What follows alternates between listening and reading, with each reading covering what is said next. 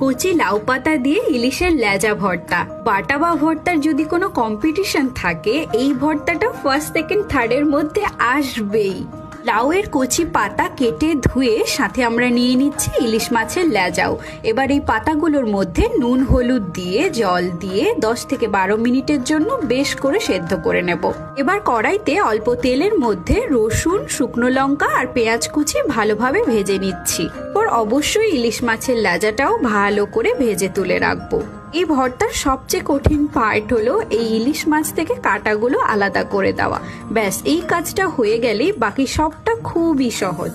তা মিক্সার জারের মধ্যে ভাপিয়ে রাখা লাউ পাতাটা আর সেই মশলা ভাজাটা আর ইলিশ মাছের কাঁটা ছাড়ানো অংশটাও দিয়ে দেব।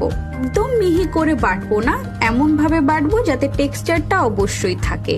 আর এই বাটাটাকে কড়াইয়ের মধ্যে কিছুটা কালো জিরে আর নুন দিয়ে